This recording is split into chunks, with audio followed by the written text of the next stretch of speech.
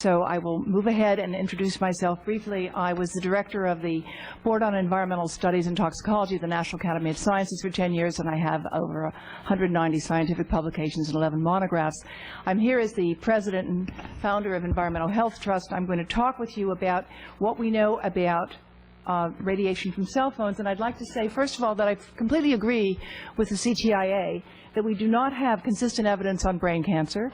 I also agree that cell phone radiation is weak, but what's missing from the discussion is a realization that cell phone radiation has an effect that has nothing to do with its power. It has to do with the pulse nature of the signal, and you can see here in this illustration from my colleague from the University of Athens that the impact of radiation will vary greatly depending on the power. With respect to the brain cancer data, I want to say I'm not going to focus on brain cancer today because it has a long latency, but in fact it's cherry picking to talk about those countries where there isn't an increase. On our website we have recently reported the increase in brain cancer in Finland, Norway, and Australia. Those countries happen to have in common that they were early users of cell phones, and authorities in those nations now are concerned that the increase that they're seeing in brain cancer in those nations is a reflection of what's happening because of cell phone use.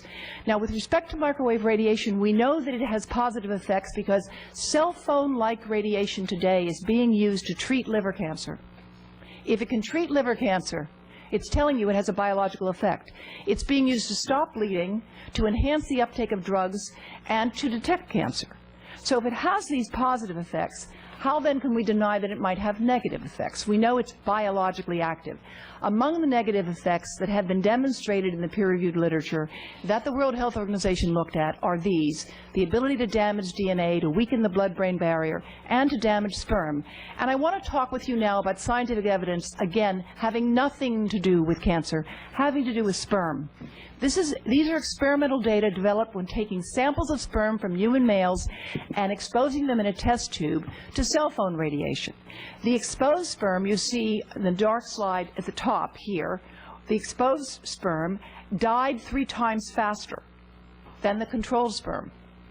This is human sperm.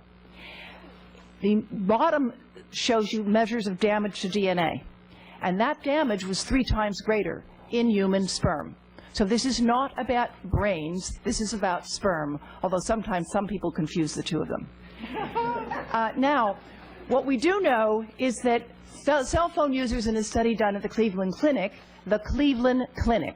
have found in a controlled observational study that men who reported using cell phones 4 hours a day and keeping them in their pocket had about half the sperm count of others.